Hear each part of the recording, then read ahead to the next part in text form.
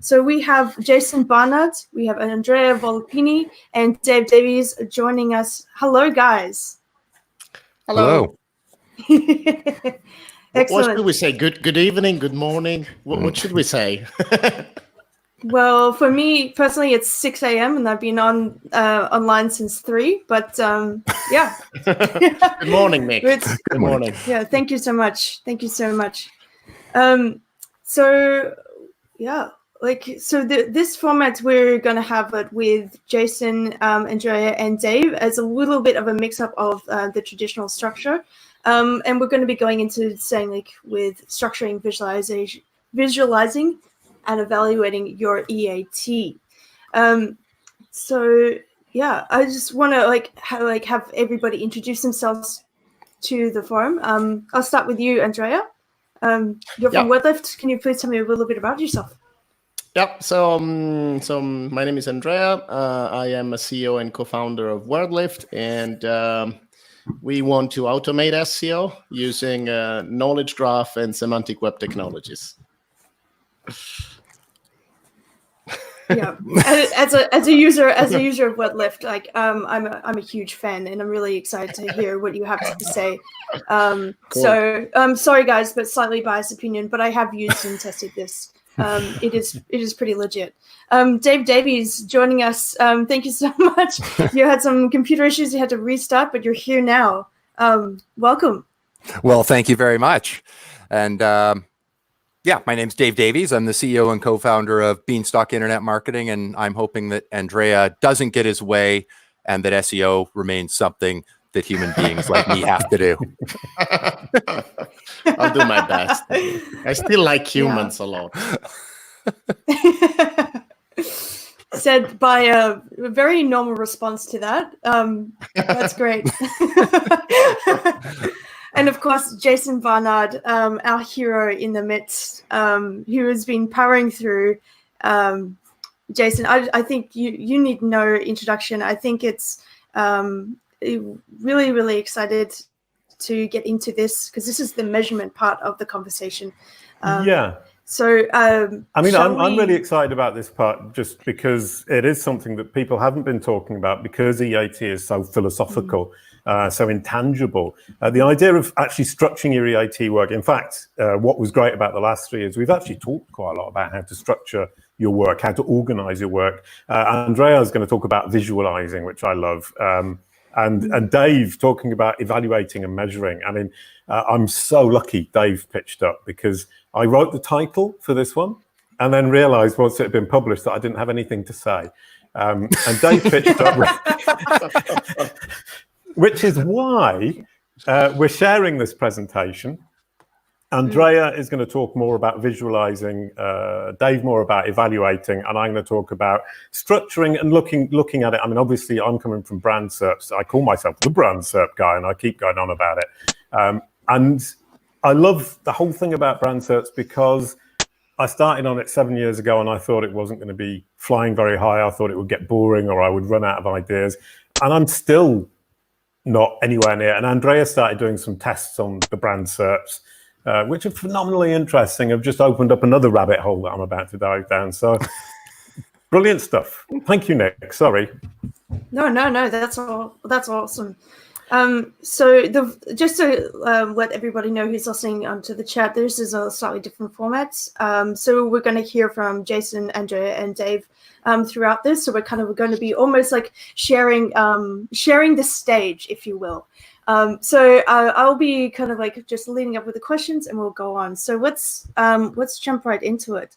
I actually don't have the control of the screen, so thank you so much, Jason. I'm sure you're controlling that. So what is the difference between EA and T? And this is for you, Dave. I'll give you the stage. Sure. I mean, this is like a lot of things in SEO. It gets incredibly blurred. And so I thought some clarification based on what Google says. I mean, when we're talking about EAT, we're really looking at Google's quality raters guidelines because that's where it really starts to get defined. So one of the big differences on expertise is it has to do with the creator of the main content. And the creator being either the entity or business who's done it, like IBM, not everything is assigned to, or The creator is not considered an author of a piece. It's considered IBM is the piece. And I use IBM because so does Google. And it's a great example. So we would be asking what expertise is required to achieve the content's purpose. And does that content creator have that expertise is really what expertise is about. And it's about the individual on that specific piece of content. When we get down into authority, it is based on the creator and the content and the site. So now when we get into authority and trust, we're dealing with site-wide issues rather than individual pieces of content. So we get down to with authority asking, does the creator have external signals? I use external signals, but and for the most part, they would have external signals suggesting they are authoritative. So either the author of an individual piece or the site as a whole. And then trust, are there internal and external signals? And they list the BBB specifically in the Quality Raters guidelines that indicate trust. And just for clarification on that, don't go running out and trying to get yourself BBB accredited and stuff, thinking that's going to boost your rankings. They seem the only reference to it really is if they have a bunch of really bad, then we're going to downgrade them. But if they are just have an A because nobody's doing anything, that's not really going to do anything for them either. Yeah. So let's go to the next slide. Dave actually hadn't finished. I was just very slow with the slide. Sorry. So, and this is just getting into what's, in my opinion, this is how I interpret it. But as soon as I had a chance to read the formal Quality Raters guidelines, I immediately jumped into a patent that was granted in 2017 related to authority signals. And this is covered in its ranking search results based on entity metrics. Jason will immediately go, it has the word entity. That's why Dave read it. And they specifically are very, very specific in outlining these 4 specific points and how they are calculated. And one is relatedness, Empire State Building and skyscrapers in the same sentence repeated over the entire web many times builds their relatedness. Notability, so how notable is an entity in its domain? So Semrush being a great example, it's heavily notable in SEO tools. It's notable in software because it's a much larger domain. We're not talking domains like .com, but domain like an actual field. Andrea, we'll probably understand that a lot more dealing with entities and stuff, and probably dive into that a little bit. But software is a much bigger domain. SEO tools is a subset of the software domain. Semrush is highly notable in SEO tools, not as notable in the software domain. Contribution, does it have critical reviews? How are its global reviews? Jason will be amply familiar with the importance of numbers of reviews and their impact. But then we move to build on that into prizes. What specific, and prizes covers a lot of things, awards, prizes, just specific claims to fame. Winning a Pulitzer Prize all of a sudden will attach a high value of authority to the specific entity being referenced there. So those are the 4 specifics listed in the patent, and they pretty much seem to hold true onto this. Yeah, no, I love that. Sorry, but I would imagine that's like a nice to have. Not all of us are going to win Pulitzer. Yeah, well, I was going to say, because like it's a nice to have, but not an essential thing for sites out there. Not everyone can be award winning, but if you do get it, then definitely that is a great opportunity to be able to show some authority about your site and what you're doing. And there are 2 things that struck me there, one of which is notability. Use the word notability. And I showed that it's really useful to go and read Wikipedia's definition of what is notable, what is notability. And in a search engine journal article about how to get in the knowledge graph with that Wikipedia page, for me, what you're doing is making sure that Google understands you're notable in the same way you would convince an editor of Wikipedia that you're notable, except the bar is much lower. On Wikipedia, you've got people who are saying, I don't think that's worth it. But the machine doesn't care. It's saying, are you or are you not notable in a very factual kind of a manner. And the other was relatedness, is the idea you've got a knowledge graph with related entities. And Dave, you were saying, I get overexcited about it. The reason I know Dave is because I stole a title from one of his presentations and used it for my own, but admitted it before doing it. And the idea that 2 entities are closely and strongly related is incredibly important. And if you visualize it in your mind in that way, for me, it helps. And picturing knowledge graphs, which what we'll see with Andrea in a minute, for me is incredibly powerful. And it's made me think multiple times over about what I'm doing. Sorry, Nick.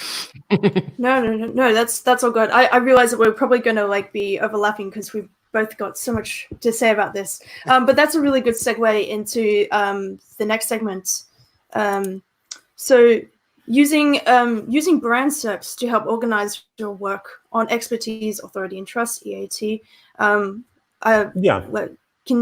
Let's go. I actually plan to go a little bit further. I mean, I'm going to use myself as an example because I've been working on this for 7 or 8 years, and I really know what's going on. And every time I look at my brand SERP, my personal brand SERP, it's good, and I've really worked on it, and it's rich, and it's accurate, and it bigs me up.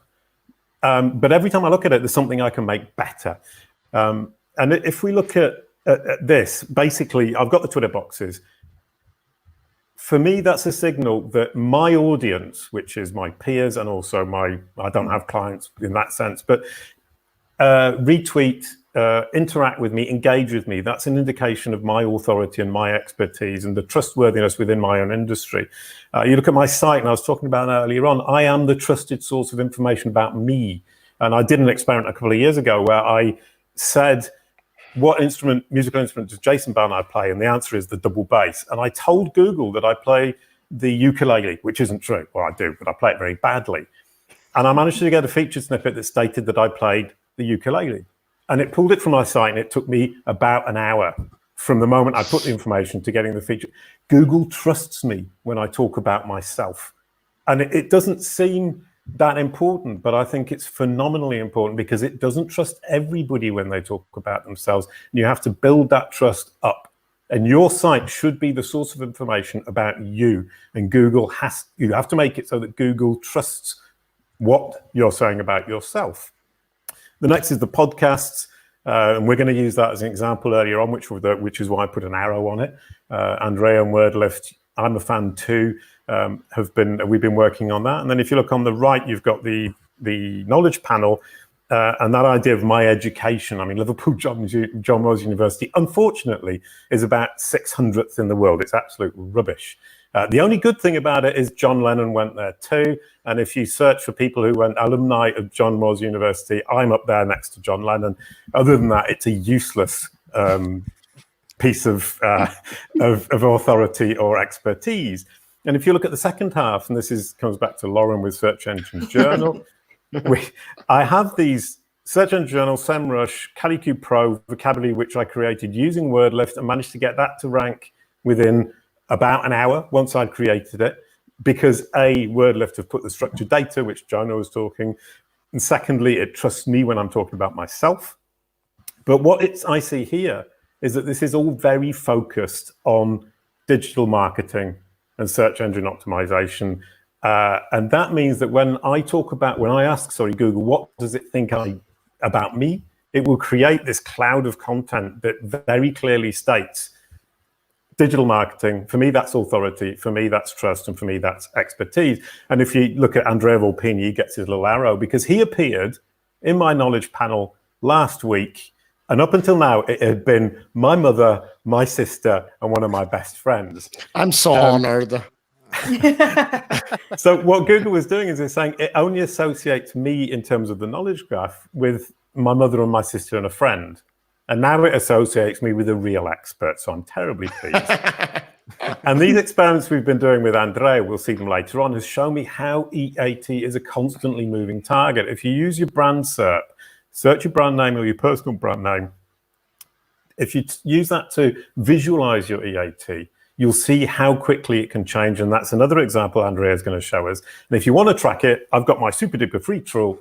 And the reason I'm putting this isn't because I'm making money out of it. It's a free tool that I'm trying to get resourced.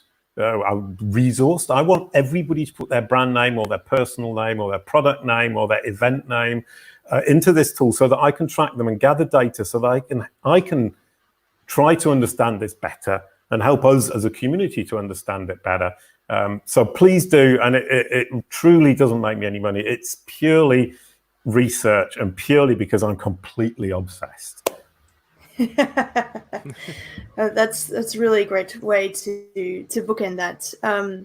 well, this is a great opportunity to segue onto Andrea now that you're being associated with Jason and Barnard. So, yeah, how can we become authoritative for a given entity? Like, how does that actually occur? All right. Well, I mean, we really play an experiment here with Jason as we were trying to understand, what is relevant for EAT and how we can help people understand and visualize, the authoritativeness. And so one thing that we came up with is that entities have facets, right? So there are different ways and different angles in which we can look at an entity. So when we started with this experiment, I just used a tool to look at Jason Barnard on Wikidata, which is one of these publicly available sources that we can use for creating and transferring knowledge. And then I got this picture about the occupation of Jason Barnard that was kind of diversified because Jason is a multidimensional professional that I mean has a lot of different aspects that concur to the expertise. And then he decided, no, but this is not what I'm pitching. I mean, that's not my current portrait, and that's not my brand at the moment. So we kind of fine tune it and change it, and then you can see on the upper right corner that that's the result right now. So if we go and make a query on Wikidata for the occupation, now we see primarily one facet, so the digital marketer. That's very important because so we have this open source, which is a publicly available graph that everyone is using. So Google uses and Facebook uses and even WorldLift uses. So when you use our tool and you annotate the content, then we immediately get the data from Wikidata. So if this data is curated, we can provide these facets, back into the content. And you can see, my way of presenting myself at the moment, it's very simple. I'm the guy from WorldLift. That's it. And I'm not gonna steal Dave's jobs, huh? Okay, so I build tools, but I'm human friendly. So we have different facets, and these facets are what makes us authoritative for an entity. So this is the experiment that we were running also with Jason on his website, where he has its podcast.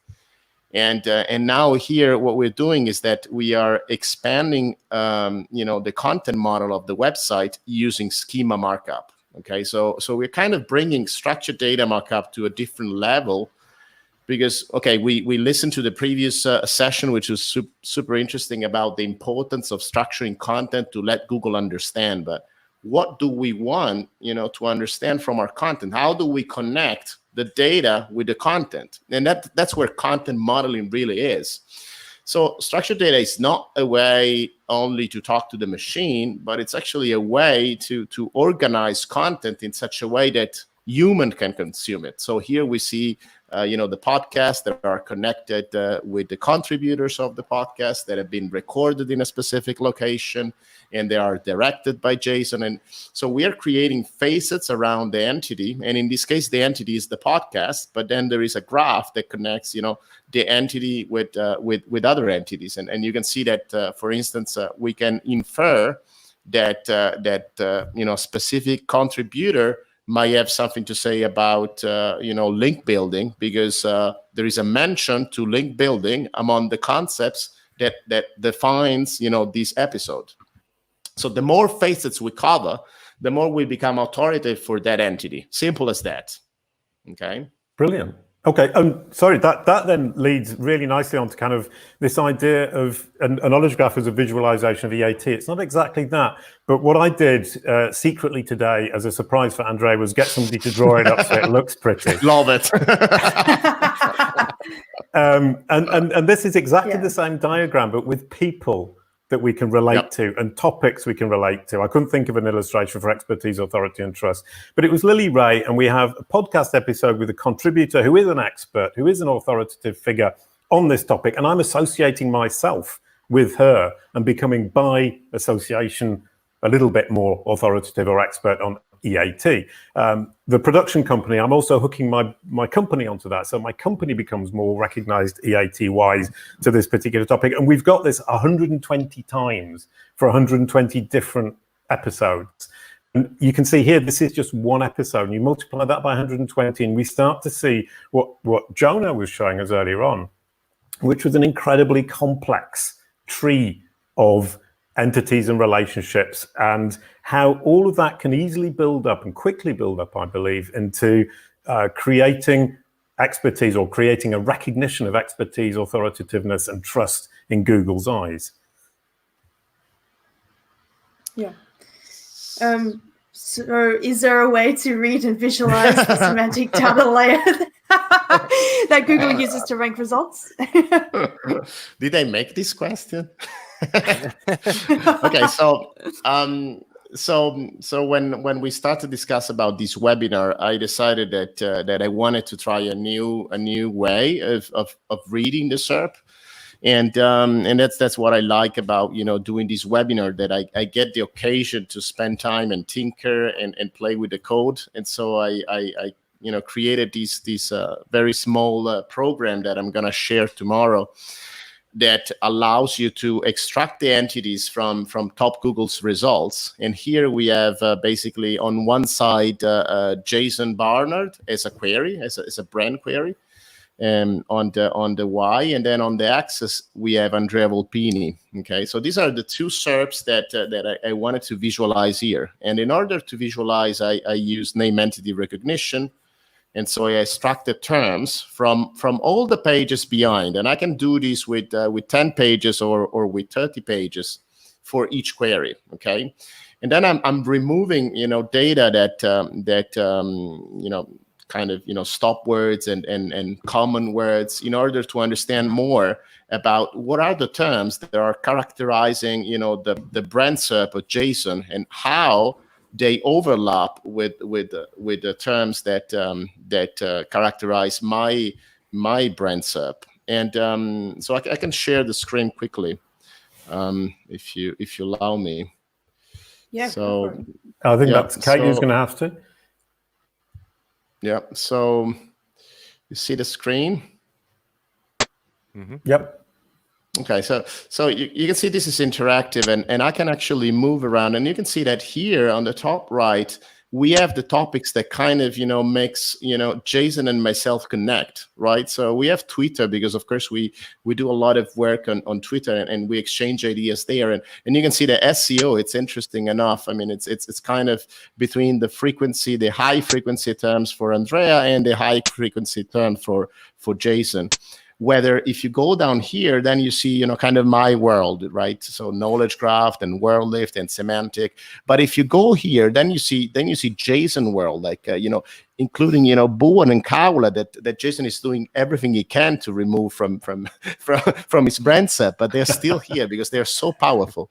But then of course you see digital marketing, and you see, the expertise that Jason has within the sector. So it's interesting because we can look at the terms that characterize these results, and here you have what makes unique these brand SERPs together, that so everything that it's not typical of the English vocabulary, and you can see that Semrush, of course, because we are interacting on these webinars from Semrush, is as its own role. RedLink is my other company in Austria, and SEO Campus is one of the initiatives that Jason has, and you can see different terms for Jason, and then the different terms for Andrea, and then you can start searching here and say, okay, what about knowledge graph, and then you can see that recently Jason hasn't talked much about knowledge graph, but for instance, he has talked about knowledge. No, he hasn't talked about knowledge, but so you can look at the graph, and then of course Google is one of the terms that I think I've talked a lot about Bing. Indeed, we saw that. Happening. But that hooks back into what I was saying earlier on, is that it fluctuates, changes incredibly quickly. Yeah. And it depends on what I was talking about that particular week, and same for you. Yeah, that was I think one of the nice discoveries that we're used to see this SERP as something static, but then when we start analyzing these in a more real-time environment, then we see that they are tangent and constantly changing. And actually, what it was interesting that as I was showing this data to Jason, Jason quickly reacted and changed the SERP in order to get my machinery to react to these changes, and that was pretty exciting. Yeah, no, I'm really sorry, Dave. You come on at the end again, but this has turned into because me and Andrea started doing tests, so you're kind of getting excluded. No, I do apologize. Well, I don't worry about being excluded. I just could chase down a rabbit hole on what I just saw for like days. So it's probably for the best to leave me just to the side for a second here. But I want to chat with you, Andrea, after. Yeah. Tomorrow is going to be available. It's going to be available for everyone to use it. I'm just going to clean it up, and then everyone can play with it. Awesome. Yeah. That's amazing. Because sorry, go ahead, Nick. I was just going to add, just for anyone listening to this, like if you're not actually able to get any of the rich snippets happening for your page, it's quite possibly because of that. Like the search intent has changed, and like essentially the crawl was unable to pass the JSON-LD. So go through tests, see what the SERP results actually produce for the particular keyword that you're wanting to go after. And now on to you, just to segue into the next section. I think kind of that the overall vision of the fact that things don't appear to change, but they do, and it's all behind the scenes. And this was the test that I did after Andrea showed me his analysis last week, and it was because what came up didn't appeal to me. Now here we have two SERPs. One was the 18th, one was the 21st. And here it is right there. Amazing. But the only difference between them is that Twitter boxes ended up at the top yesterday because I think I've been tweeting a lot. So that was the only change in rankings of any of the pages. My brand SERP is very, very, very stable. And I think that's an important fact for a brand, at least, when in terms of EAT, at least with Google, but also for people searching your brand name, the more stable it is, the better. It means that Google's got a really good grip on who you are and what you do. And here we've got an incredibly stable brand SERP with the podcasts and the Twitter boxes changing places. But the text that Andrea managed, basically what he did is he ran through the top 10 results, pulled the pages from behind it, and got machine learning to write a summary. And we'll see where that comes in later, because it's all to do with feature snippets, how to get them and how they work, which is what Ali Alvi from Bing was explaining to me. Sorry, Q&A, not feature snippets, because it's Bing. The 18th, it was saying Jason M. Barnard is a search engine marketing consultant, musician, cartoon maker, and voice actor. And I said to Andrea, I don't like that because I'm not that anymore. I want it to say he's this amazing digital marketer. We didn't quite manage that, but we didn't get too far away. And so on and so forth. And it said he plays double bass with acoustic, which is great, makes me feel cool. I play double bass, that's really cool, but it doesn't help me get my clients. And my podcast was apparently called The Brand SERP Guy, which isn't true. So it had made up this text, which is pretty accurate, but not focusing where I wanted, and got one fact wrong. I changed my own pages, my social media profiles, and my profiles on Semrush and Search Engine Journal to reflect more what I wanted to be seen as, and immediately within 3 days got full-time digital nomad, keynote speaker at conferences. I need to work on that to make digital marketer. Podcast keeps coming up. And then it got rid of the blue dog, the voice actor, the cartoon maker, the musician, and got tutor, author, webinars host, and podcast host, which is much closer. He believes the future of digital marketing is in the empowered consumers digital ecosystem. I love that because I've never said it. So the machine made it up. But it's something I could have said. And then brand SERPs are your new business card, reflection of your brand, which I really tried to push. And so what in fact we can do is manipulate the summary of ourselves that these machines will make from our own brand SERPs. And once again, we'll come back to that for the feature snippets. And that was in 3 days by changing 3 pages. So that's, and here we go. Sorry. I just wanted to add that the summarization experiment was done because I wanted to see, what the machine could understand from all the web pages that are in the index for that specific term. And I started this because I say, hey, I want to summarize, the news And then I can get 40 pages into a 300-word summary or 500-word summary. But then I realized that this is a super powerful SEO way of reading the SERP, because it allows you immediately to understand the intent that Google sees behind that specific query. And so we play with these because then Jason was reacting, and of course he has a full control of the SERP. So it's a super easy and engaging experiment because he could change things so quickly. Yeah, and the fact that, I mean, it is so very stable meant that I could affect it without changing the results. So the results stay the same, but the actual meaning of the SERP changes. And you were saying, making a summary of the whole page is a really interesting question, because I was thinking about how might feature snippet be an indicator of a healthy EAT profile. And this all comes from the interview I did with Ali Alvi from Bing. Do listen to it. There's going to be an article on Search Engine Journal probably tomorrow. And he explained how the Q&A algorithm works. And that was phenomenally interesting. And it just happens to feed into what Andrea's saying. Because what he was saying is what they do is they take the whole page, they summarize it, they try and figure out what the implicit question the implicit question it is answering, and then match it to the question that's being asked. So all they're doing is summarizing the document. And in fact, what they do is they take just the top 20 results. And so they're only analyzing the pages that are currently ranking. And it's a whole summary. Guess the question that the document answers and then match it to the question that's actually being asked, which is brilliant. But more than that, because he's only working on the top 10 results from the SERPs, and I'm trying to change the slide, but I can't. My computer's died. No, it hasn't. Okay.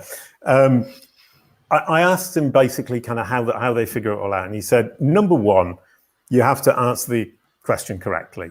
And after that, it's all about trust and authority. It's basically saying, if we're going to put this front and center at the top, we have to be sure that it reflects well on Bing.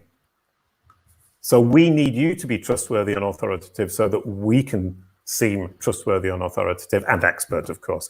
So if you want to analyze whether or not you have a great EAT profile, one way I actually did some analysis like this for a client last year, but not with this aim, is saying I'm going to take myself and the competition, identify SERPs where we both have the answer correct. We're both ranking page 1. Which one of us gets the feature snippet most often? That's the one that Google or Bing trust and feel is authoritative, because they both prove themselves to be expert in the fact that they can answer the question. So that might be a potential way of comparing your own EAT with your competition. Obviously, new idea, just made it up this morning, haven't done any testing. So anybody who wants to test that with me is more than welcome to join in. Andrea. Yeah. All right. So that's the so after compressing the top 10 results from JSON SERP, and there we tested basically two sentence model. Then I started to venture into question answering, and so once again, I mean, the corpus of the text is the top 10 results. So all the pages behind, the brand SERP of Jason Barnard. So I trained the model with a question and answer. So a model that it's trained to provide answer, and then I asked to the model the same question that I asked to Google. And so to Google, I asked, is Jason Barnard a musician? And then the answer was this Wikipedia page with the highlight of the musician, expression that confirmed that Jason Barnard is a musician. And then I run these on my model, and then I got exactly the same. So this is interesting, because we can create a model that reverse engineer what Google does, because in any case, most of these models are indeed using, the same NLP that Google uses. I mean, in the summarization example, they use Google T5, which is kind of, one of these, latest language models that Google released open source. But it's more the fact that we can really engineer the content in order to see if we are capable of answering the question that we're targeting with that specific content, right? So we can kind of, do a test on the content itself. Yeah. So what I understand, what I've just heard there, in fact, is it's vitally important that we can communicate to Google who we are and what we do, so it can actually start applying any EAT signals it might be seeing. And this is the point at which our experiment ends, and I'm sure it will continue. I hope it will continue. And Dave can come in with something incredibly practical, which is, how do you measure expertise, Dave? Well, before we dive in, because I know I'm going to go down that rabbit hole, but something I couldn't help but notice when you guys were chatting, and what I think for maybe for the viewing audience may be relevant, is we had that featured snippet. It's being drawn from the sort of top 10. We can get into whether you should do that or not based on the listing in another webinar, maybe. But so where this relates in my mind, and I'd be interested in your take on EAT, is, following all the EAT rules or guidelines or suggestions or ideas is what gets you to the top 10. That's why they can sort of rule out everything else to draw this featured snippet from. Right. So the featured snippet is a signal of matching the other things rather than a function of accomplishing it. Is that about right? Yeah. Oh, I think that's brilliant. You just corrected me in the most elegant manner possible. That bow tie really does suit the situation. Okay, so how do we? I'll tear down a different rabbit hole. We could talk eat for 4 hours apparently. One of the things that I think is worth noting. I mean, I like measuring, but the only way that we can really measure things requires us to sort of understand where we are and what our requirements are. My initial thought when thinking about this webinar was, okay, and I'll put up all these analytics examples.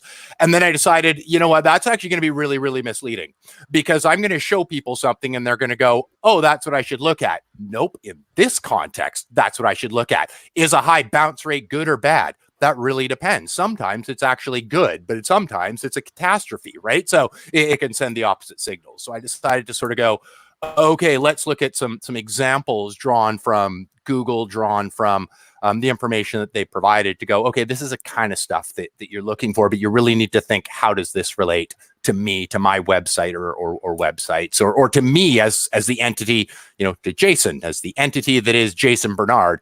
How does this relate to him? So when we're looking at expertise, for example, we don't have to think of just a website, and this is actually really clearly outlined in their quality raters guidelines. Is the highest expertise, and this one's from Stack Exchange. This example on the left.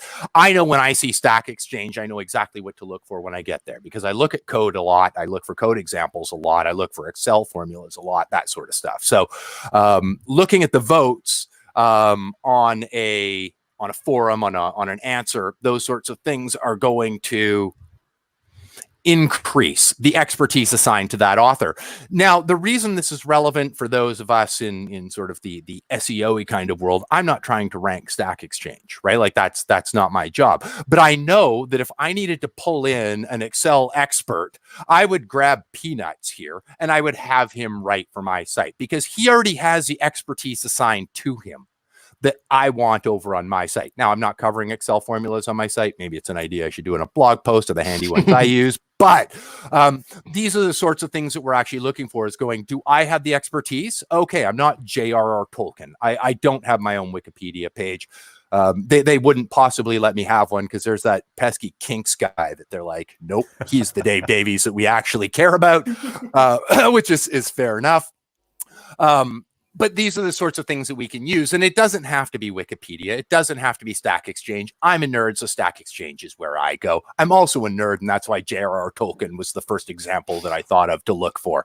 But these are the sorts of things we look for, and you have to think of your own industry and go, where are the authorities? Jason illustrated that great with his own sort of brand rankings. Is here's the places he picked. Here's the top ones ranking.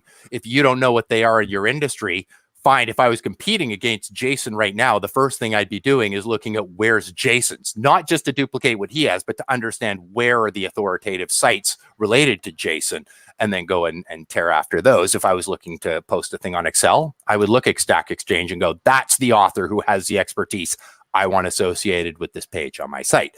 And so those are sort of some of the things that we need to look at, but I can't give a specific example for each individual case because that's a train wreck, because it's completely different for Stack Exchange and technical than it is if I'm looking up humorous cat gifs, right? Like there's still expertise in that, but it's going to look very, very different and a lot more entertaining. Oops. And now, how do we measure authority and trust? Or yes, actually, it's funny. This quote. There's a great principle. Anybody wants to look up Terry O'Reilly's an awesome podcast. Sorry to list one that kind of competes with you, Jason, here, but you actually reminded me exactly of this quote when you were talking about the entity graphs. And you know I like entities, but I was sort of trying to I'd seen that you were already covering them well, so I tried to stick away from them a little bit in my own stuff here. But you really hit the exact point that we're talking about here. Is prestige can only be transferred by association, is one of his quotes. So one element must lend its prestige to another. Jason, in his example from earlier, wanted to be more heavily associated with EAT. So what did he do? He connected the entity that was Jason with the entity that was this webinar, with the entity that is Lily Ray, and now he can sort of transfer some of that association, that relevancy. There's no loss by the webinar. There's no loss by Lily. It just connects those entities. And Andrea, I'm sure, will have a really, really nifty looking tool to measure how that all works. You're coming up very soon, and I'll probably be salivating, waiting to see it. Folks who haven't already added to their to-do to hound Andrea tomorrow, because that looks freaking awesome. So as you think of signals that relate to creators in your industry, that's what you're sort of looking at. And I sort of touched on that in the last slide is who has what I want? Okay, let's try and get that. Now I need to offer them something that they want in return. Do they want a place to publish? Do they want to do a nifty webinar? Those sorts of things. You need to offer them something, but you need to pull in their prestige because, like link building, you can't just, as much as Google's like, just build it and they will come. No, they won't, right? Like you need to build these things. You need to build EAT, you need to build authority, and you need to build links. and that makes me think of a concept of piggybacking, which is kind of nice. I mean, I talk about to get in the knowledge graph, you need a springboard, and to get EAT, you need to piggyback. Sorry. How do you measure authority and trust? All right. Well, let's do that. So authority is really, really simplistic in my mind. I mean, it's hard to do. You need to be very, very creative, but the actual measuring of authority is actually fairly straightforward. We have to remember that authority is transferred by the domain, and we can be talking the simplest way to look at it is the example that I've used here is just looking at what are your domain's backlinks, right? Where are they coming from? Not just looking at, I mean, you need to be manual, not just, hey, I have way more backlinks than my competitors. I've taken on clients that are being devastated or that are devastating people in backlinks and ranking 10 pages back, right? Like it's not sheer numbers, but looking through them, thinking about how do they rank? Let's drop some of these backlinks. I use Semrush as sort of exemplified by this sort of screenshots here. So, you put those put your competitors or put your backlinks in there and go, okay, what are they ranking for? I use Ahrefs for that as well, is drop them in and go, what are they ranking for? Does that relate to the domain that I'm trying to be authoritative in, right? So not just going sheer numbers breed authority, but what are these links that are pointing in? And Semrush does a pretty good job of sort of grading them. It's not PageRank, folks, but it's one of the better tools, and I would say it's better than one that I won't name here that's used commonly in our sector. But on top of that, we also have to remember that authority is also at the page level. So assuming that we've got some decent people writing for us, we have to look at our domain. Does my domain have the authority to pass to the pages and then the pages as well? And we can get into, but I'm not going to bother discussing here just because that would take another hour. But getting into, okay, and now we can look at our internal structure and make sure that we're passing that authority correctly over to the page that we're trying to rank to get the authority to. So, and I've talked a lot about links, you know, in the examples here, because it's the easiest one to sort of show. But we're looking at links, we're looking at brand mentions, we're looking at social shares. No, social shares aren't a direct signal, but they are a signal to you if you're getting a lot of social shares that you are writing content that is authoritative. Not everything has to be this leads to authority. Some things we're just looking for signals to go, okay, people really connect with this. I am authoritative on this subject, assuming that the people are not bought off Fiverr, but that you're actually getting good social shares, author references both to you and if you've got a guest author, those sort of things. Anything that could be viewed as an external signal to a specific piece that you're writing. Those are the things you would measure on the authoritative nature. And on the social shares front, and something I don't get into a little bit, this leads to social shares and trust. We're going to get a little blending is looking at your analytics and making sure these two things match. But we can talk about that later. Sorry. Yep. And measuring trust. It's actually pretty easy, because in the quality raters guidelines, they go, hey, raters, here's how we look for trust. Yeah. Basically, it actually is pretty clearly laid out. And they list these aren't the only ways to do it, but they list I'm looking for references to IBM, not on the site IBM. I'm looking for IBM.com. I'm looking for IBM reviews, not on the site IBM. Basically looking for, and this works, I'm sure IBM is probably not gaming the reviewing systems, but we're looking at low, medium, high raters, right? And they need to consider everything. And we're talking about raters, understanding that raters don't augment the results at all. But they condition Google, and one can only assume you don't take on a huge manpower and the costs involved with it to go, we're not going to do anything with this. No, clearly they're sending machine learning systems in behind the scenes to go, what does that look like algorithmically, so that we can deploy that into the larger algorithms here. So I talk about raters. They're not actually given any power over your site. But if you're doing this on your site, if you're doing this on your competitors, going, okay, I know they already have trust.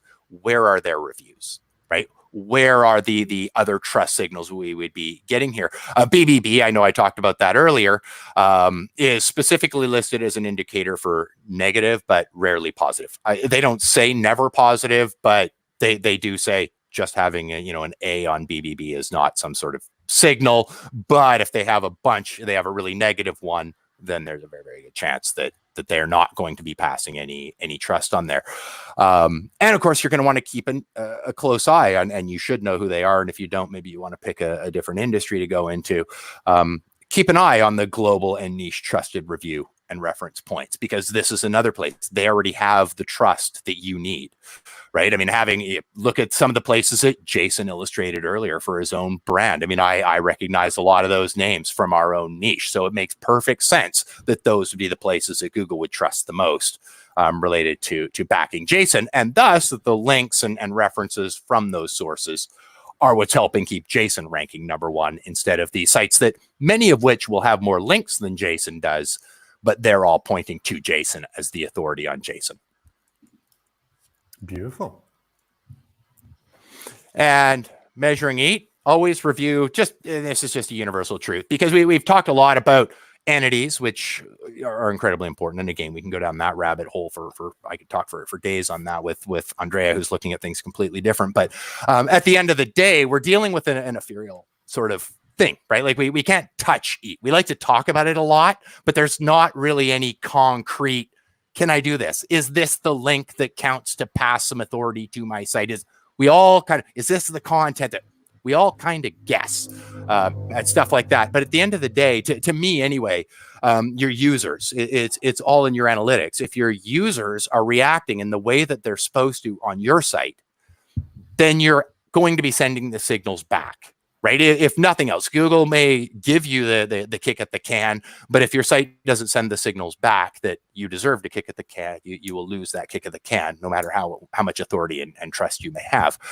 So if your users are doing what is expected when they enter at a page, maybe not when they're going through your site and just happen to land at a page and they bounce quickly or like, sort of head back quickly, that's fine. But if they landed at a page and then you didn't meet their intent, you need to revisit that page or revisit the queries that you're considering, because if you're not satisfying them, then the expertise, authority, and trust, it's not that you may lose it. You might be brilliant at something else, but you're not going to be assigned it to the query that they're searching there, because you clearly aren't doing the needs met and intent side. And so you're not an expert on specifically what need they're trying to accomplish on that click.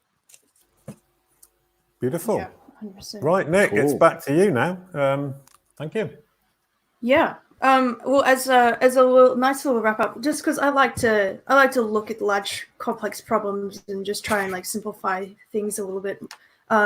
Just because I know that there's a wide range of people who are listening to this webinar at the moment. But when you're considering doing this stuff, really, quality guideline raters say first and foremost, it's really important to consider the purpose of the page. So if you're sitting down, you're looking at your site and you're trying to figure out, I've just gone through and I've understood this and I can see this massive gamut of what this could mean for me, but I don't know how to apply it. First, ask yourself the question is, for what you're trying to answer for that page, does it have a purpose to that page? Does it answer the question? Is it very, very clear? That's really, really important for you just to ask yourself and be very honest with yourself. Give it to someone else who doesn't know you, who doesn't understand, who isn't invested in you as a person or your company, and can give you an unbiased opinion as to whether you've actually answered the purpose of what that page was created for. Then you can tackle the thing of EAT. To sort of figure out, okay, well, is who is writing this content?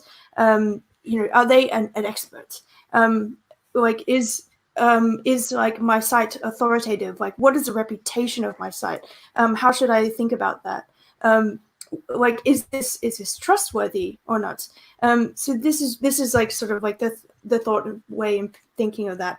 And of course, with what Andrea is talking about, is of course with structured data. So once you've gotten to that point, you can add metadata to give more Google and crawlers and web search more information about your pages, so that you can actually get that information into your knowledge graph and give you a much better understanding as to what it is.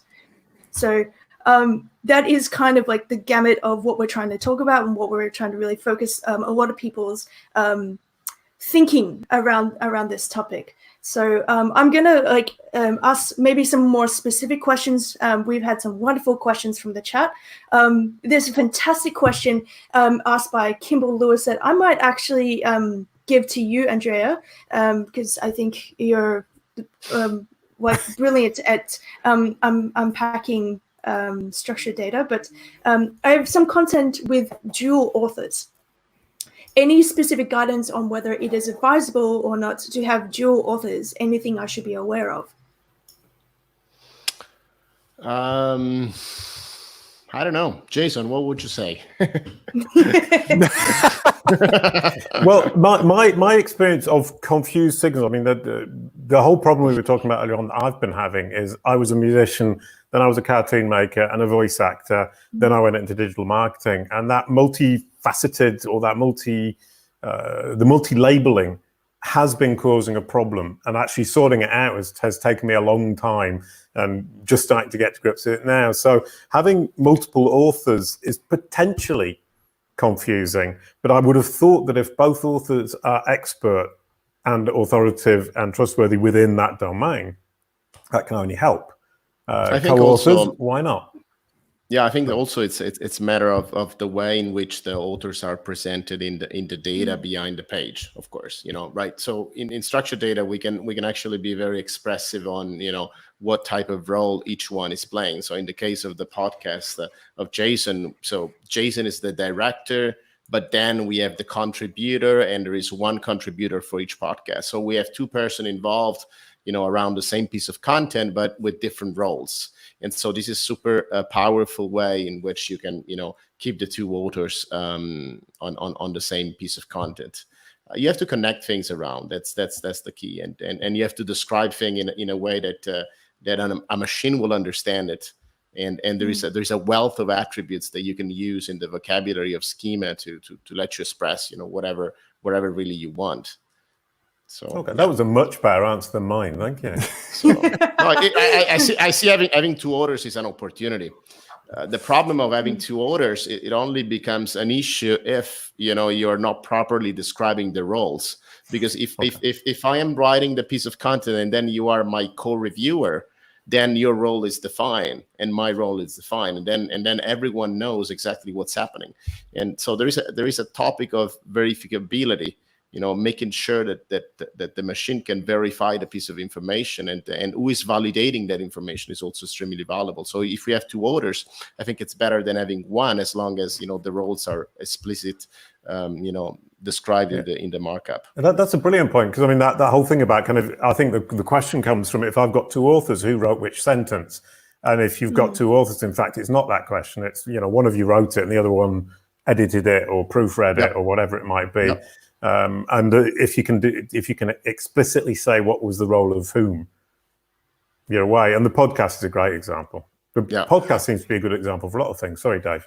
Well, and I have to, I always think functioning. I've got a client in the microservices space, right? Like we get into highly technical stuff, and they'd have multiple authors, and it was a problem when they were launching. So this may be the problem they're facing. When everybody's low level, there's a lot of room for confusion.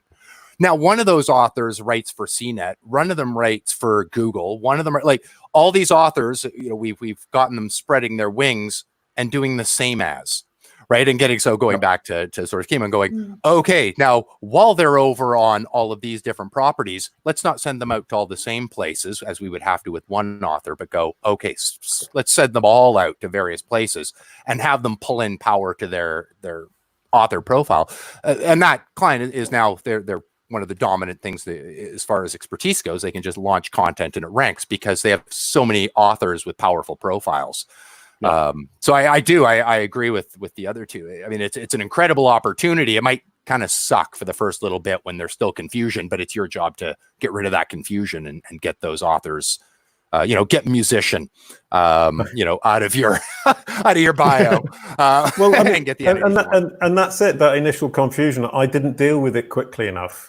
And I didn't deal with it efficiently, and I kept sending out confused messages, and that didn't help. And I mean, this whole webinar has made me research with Andrea, talk to you, talk to everybody that asked 4 hours. And one thing I'm going to go away tomorrow and do is standardize and really nail this thing and get rid of the musician and the blue dog.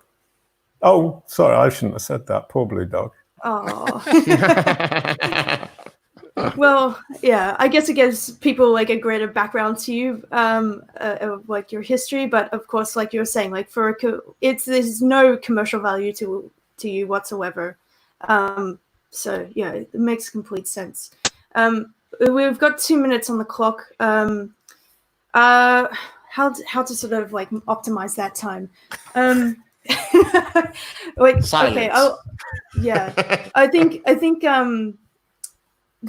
think at the same time, like let's do like a bit of like a final like takeaway with everybody. I think that might be a really good way to bookend this. So Dave Davies, have you got like any final thoughts that you'd really want people to be mindful of? Yeah, the one thing I would say, people, just anytime you're building content, anytime you're reviewing your content, don't think about does it fulfill your need. Think about does it fulfill Google's searchers' need. It's not about you, it's about them, and that's how you'll get strong EAT signals sent to your site. Awesome. How about you, Andrea? Final takeaways? Read Wikipedia notability policies. I think that provides a lot of indication on what you should do to become an authority, and then build your knowledge graph. I mean, don't underestimate the importance of creating your own data. That's crucial. Yeah. Awesome. And I mean, I'll expand on that with, I mean, obviously, read the Wikipedia notability guidelines. You don't want a Wikipedia page necessarily. You don't deserve a Wikipedia page necessarily. Wikipedia is for human beings, and it's encyclopedia for human beings. And somebody who isn't notable for human beings doesn't deserve a place. But that doesn't mean so you can't be in the knowledge graph, that you can't convince Google that you're worthy of it recognizing. And once it does, start building your EAT, or build your EAT around that entity by linking it to other entities that are expert, authoritative, and trustworthy. And little by little, you're going to create an ecosystem around yourself that really nails you as a go-to person on a specific topic. And as people were saying earlier on, don't try and be everything to everybody. Don't be a musician, a blue dog, and a digital marketer. Be a digital marketer. Own it. And the other thing that Andrea is saying, which I truly believe in, is build your site as though it's a mini knowledge graph, and then feed it to Google.